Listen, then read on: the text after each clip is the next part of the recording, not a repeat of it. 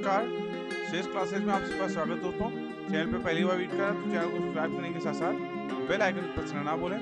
दोस्तों, हिंदी पेडागोजी का ये आपका 8वां वीडियो लेक्चर है, जिसमें आपके सीटेट 2022 के लिए प्रीवियस क्वेश्चन करा रहे हैं, जो आपके एग्जाम पॉइंट ऑफ व्यू से बहुत ज़्यादा महत्वपूर्ण होने वाले हैं। दोस्तों, ज़्यादा देर न करते हुए सीधे चलते हैं हम लोग प्रश्न की ओर। ठीक है दोस्तों, वीडियो अच्छा लगे तो वीडियो को लाइक करिएगा या अपने दोस्तों में इसको शेयर भी करिएगा। ठीक है दोस्तों, पहला प्रश्न देखिए दोस्तों क्या करा है। कक्षा 8 में पढ़ने वाली नंदिनी लिखते समय वर्तनी अशुद्धियां करती है। भाषा शिक्षक के रूप में आप अपनी क्या जिम्मेदारी मानते हैं? ए, नंदिनी को ऐसे अवसर प्रदान करना कि वह स्वयं उनमें सुधार करे। बी, नंदिनी की अशुद्धियों को काटकर सही करना और उन्हें 20-20 बार लिखवाना। सी, नंदिनी को समझाना कि वर्तनी की अशुद्धियां करने पर उसके अंक काट दिए जाएंगे। डी, नंदिनी को समझाना कि वर्तनी की शुद्धता ही लेखन का सशक्त पहलू है। बताना दोस्तों राइट आंसर कौन सा होगा? तो दोस्तों ए ऑप्शन आपका बिल्कुल राइट होगा। नंदिनी को ऐसे अवसर प्रदान करना कि वह स्वयं उनमें सुधार कर सके। ठीक है, ये ऑप्शन आपका इस क्वेश्चन के लिए बिल्कुल राइट होगा। चलते हैं दोस्तों नेक्स्ट क्वेश्चन की ओर। दूसरा क्वेश्चन देखिए क्या कह रहा है। उच्च प्राथमिक स्तर पर मुहावरे लोकोक्तियों के शिक्षण के संबंध में आपके लिए सर्वाधिक महत्वपूर्ण है। ए, मुहावरे लोकोक्तियों का वाक्यों में प्रयोग करना। बी, वाक्यों से अधिक मुहावरे लोकोक्तियों के प्रयोग द्वारा भाषा को अलंकारिक बनाना। सी, शब्द संदर्भानुसार मुहावरे लोकोक्तियों के प्रयोग को समझना और उनका प्रयोग करना। या डी, मुहावरे लोकोक्तियां का अर्थ समझाने का प्रयत्न करना। बताना दोस्तों राइट आंसर कौन सा होगा? दोस्तों सी ऑप्शन आपका बिल्कुल राइट होगा। संदर्भानुसार मुहावरे लोकोक्तियों के प्रयोग को समझाना और उनका प्रयोग करना बिल्कुल राइट होगा इस क्वेश्चन के लिए। ठीक है, चलते हैं नेक्स्ट क्वेश्चन की ओर। तीसरा क्वेश्चन देखिए क्या कह रहा है। निम्नलिखित में से कौन सा प्रश्न संदर्भ में व्याकरण शिक्षण को पुष्ट करता है? ए, घर घर पुनरुक्त शब्द युग्म इसी तरह के दो और शब्द युग्म बताइए। बी, घर घर पुनरुक्त शब्द युग्म दिए गए शब्द समूहों में से ऐसे शब्द युग्म छांटिए। सी, घर घर शब्द युग्म का प्रयोग करते हुए दो वाक्य हुए बनाइए। या डी, घर घर आपकी ही चर्चा वाक्य में घर शब्द की पुनरावृत्ति से अर्थ पर क्या प्रभाव पड़ता है। बताना दोस्तों राइट आंसर कौन सा होगा? तो दोस्तों डी ऑप्शन आपका बिल्कुल राइट होगा।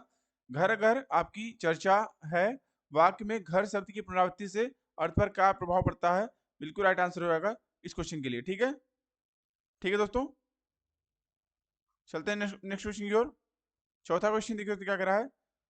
उच्च प्राथमिक स्तर पर हिंदी भाषा की पाठ्य पुस्तक का निर्माण करते हुए आपके लिए सबसे कम महत्वपूर्ण है। ए, समृद्ध हिंदी साहित्य की छटा प्रदर्शन। बी, भाषाई क्षमताओं को बढ़ावा देने के अभ्यास। सी, समस्त व्याकरणिक बिंदुओं का समावेश। डी, भाषा की विविध छटाओं को समेटने वाले पाठ।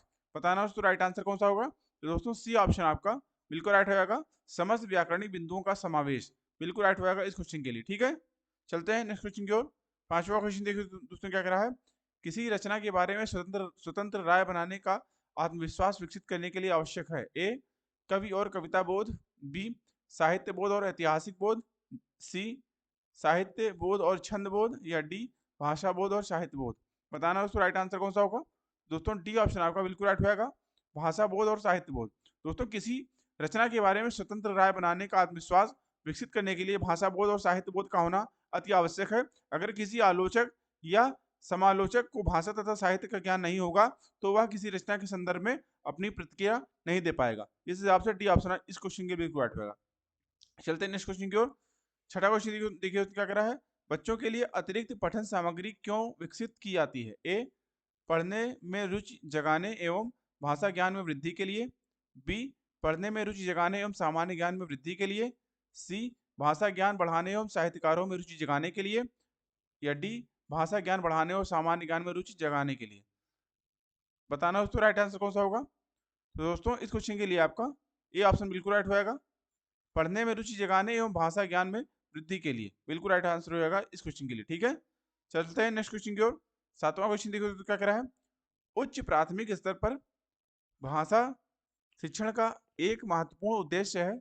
ए, भाषा की नियमबद्ध प्रकृति को पहचानना। बी, भाषा के अलंकारिक रूप से पहचानना। सी, भाषा के व्याकरण को कंठस्थ करना।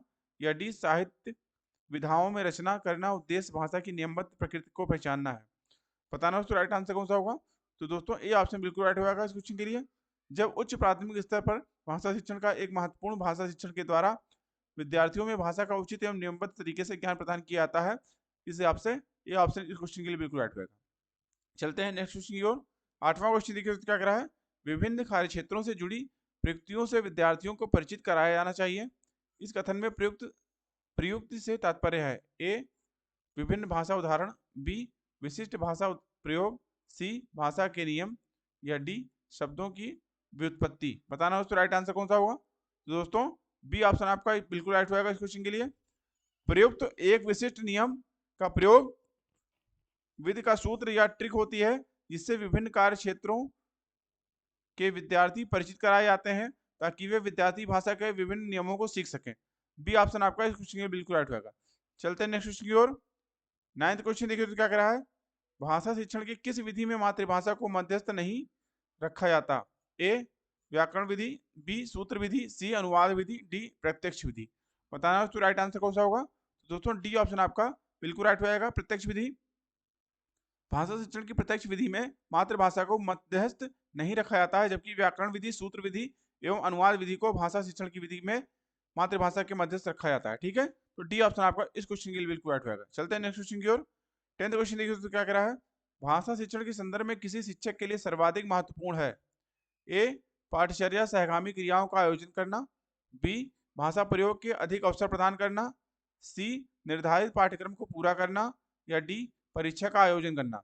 बताना दोस्तों राइट आंसर कौन सा होगा। तो दोस्तों बी ऑप्शन आपका बिल्कुल राइट होगा, भाषा प्रयोग के अधिक अवसर प्रदान करना बिल्कुल राइट आंसर हो जाएगा इस क्वेश्चन के लिए। ठीक है, चलते हैं नेक्स्ट क्वेश्चन की ओर। 11वां क्वेश्चन देखिए क्या करें। सतत आकलन का उद्देश्य या जानना है कि ए बच्चे कैसा सीखते हैं, बी बच्चे क्यों सीखते हैं, सी बच्चों ने कितना सीखा, या डी बच्चों ने क्या सीखा। बताना दोस्तों राइट आंसर कौन सा होगा। तो दोस्तों इस क्वेश्चन के लिए आपका ए ऑप्शन बिल्कुल राइट होगा, बच्चे कैसा सीखते हैं। ठीक है, चलते हैं नेक्स्ट क्वेश्चन की ओर। 12वां क्वेश्चन देखिए उसमें क्या कर रहा है। जब शिक्षिका पूछती है कि हम भी सफल होंगे, इस वाक्य में भी लगने के अर्थ में क्या अंतर आता है। तो इसका आशय है कि शिक्षिका बच्चों को ए अवलोकन क्षमता के अवसर देना चाहती है, बी भाषा की बारीकियां समझाना चाहती है, सी व्याकरण सिखाना चाहती है, या डी परीक्षा के लिए तैयार करना चाहती है। बताना हो तो राइट आंसर कौन सा होगा। तो दोस्तों डी ऑप्शन आपका बिल्कुल राइट होगा। जब कोई शिक्षिका किसी वाक्य में भी ही तो जैसे अनेक निपात शब्दों के बारे में अर्थांतर करती है तो वह भाषा की बारीकियों को समझाना चाहती है। इस हिसाब से आपका डी ऑप्शन बिल्कुल राइट होगा इस क्वेश्चन के लिए। ठीक है, ठीक है दोस्तों, डी ऑप्शन बिल्कुल राइट होगा, भाषा की बारीकियों समझाना चाहती है। ठीक है, बी ऑप्शन। ठीक है दोस्तों, बी ऑप्शन आपको बिल्कुल राइट होगा, डी नहीं होगा, बी ऑप्शन बिल्कुल राइट होगा। ठीक है दोस्तों, चलते हैं नेक्स्ट क्वेश्चन की ओर। 13वां क्वेश्चन देखिए क्या कह रहा है। हिंदी भाषा के शिक्षक के रूप में आपके लिए सबसे कम महत्वपूर्ण है। ए भाषा प्रयोग की क्षमता का विकास, बी व्याकरणिक नियमों की जानकारी, सी भाषा कौशलों का ज्ञान, डी संवैधानिक मूल्यों की जानकारी। बताना दोस्तों राइट आंसर कौन सा होगा। तो दोस्तों इस क्वेश्चन के लिए आपका डी ऑप्शन बिल्कुल राइट होगा, संवैधानिक मूल्यों की जानकारी। हिंदी भाषा के शिक्षक के रूप में भाषा प्रयोग की क्षमता का विकास, व्याकरणिक नियमों की जानकारी तथा भाषा कौशलों का ज्ञान सर्वाधिक महत्वपूर्ण होता है, जबकि संवैधानिक मूल्यों की जानकारी सबसे कम महत्वपूर्ण है। ठीक है, इसे आपसे डी ऑप्शन इस क्वेश्चन के लिए बिल्कुल राइट होगा। चलते हैं नेक्स्ट क्वेश्चन की ओर। 14वां क्वेश्चन देखिए क्या कर रहा है।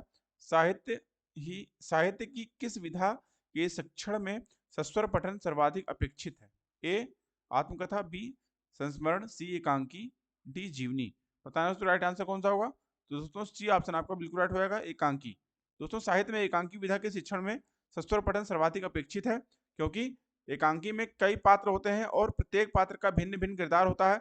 उन किरदारों को सस्वर पठन विधि द्वारा सर्वाधिक उपयुक्त तरीके से व्यक्त किया जा सकता है। ठीक है, जिस हिसाब से सी ऑप्शन आपका इस क्वेश्चन के लिए बिल्कुल राइट होगा। चलते हैं नेक्स्ट क्वेश्चन की ओर। और दोस्तों ये इस वीडियो लेक्चर का लास्ट क्वेश्चन है। उच्च प्राथमिक स्तर पर हिंदी भाषा में अभिव्यक्ति परखने के लिए आप किस प्रश्न को सर्वाधिक महत्वपूर्ण समझते हैं। ए लोकगीत संस्कृति के परिचायक होते हैं, इस कथन पर अपने विचार व्यक्त कीजिए। बी आंखों पर पर्दा मुहावरे का वाक्य में प्रयोग कीजिए। सी सेना ने पार को क्यों घेर लिया था। डी, लेखक ने ऐसा क्यों कहा कि ताजा बर्फ धोखा देने वाला होता है? बताना दोस्तों राइट आंसर कौन सा होगा। तो दोस्तों इस क्वेश्चन के लिए आपका बी ऑप्शन बिल्कुल राइट होगा। आंखों पर पर्दा पड़ना मुहावरे का वाक्य में प्रयोग कीजिए। बी ऑप्शन आपका इस क्वेश्चन के लिए बिल्कुल राइट होगा। ठीक है दोस्तों, इसमें उच्च प्राथमिक स्तर पर हिंदी भाषा में विद्यार्थी की अभिव्यक्ति को परखने के लिए लोकोक्तियां एवं मुहावरों का प्रयोग सर्वाधिक महत्वपूर्ण होता है। इन प्रयोगों से विद्यार्थी की भाषा में पकड़ अच्छी होती है। ठीक है, इस हिसाब से बी ऑप्शन आपका इस क्वेश्चन के लिए बिल्कुल राइट होगा। ठीक है दोस्तों। तो दोस्तों आशा करता हूँ आपको वीडियो अच्छा लगा होगा। दोस्तों वीडियो अच्छा लगा तो वीडियो को लाइक करिएगा एवं आपने अगर अभी तक हमारे चैनल को सब्सक्राइब नहीं किया है तो प्लीज़ हमारे चैनल को सब्सक्राइब करिए, बेल आइकन भी ऑन कर लीजिए, जिससे हमारे चैनल पे आने वाले सभी प्रकार के वीडियोस की नोटिफिकेशन आपको टाइमली मिलते रहे। अभी की वीडियो को देखने के लिए आप सभी का बहुत बहुत धन्यवाद। मिलते हैं दोस्तों नेक्स्ट वीडियो लेक्चर में, तब तक के लिए थैंक यू। जय हिंद।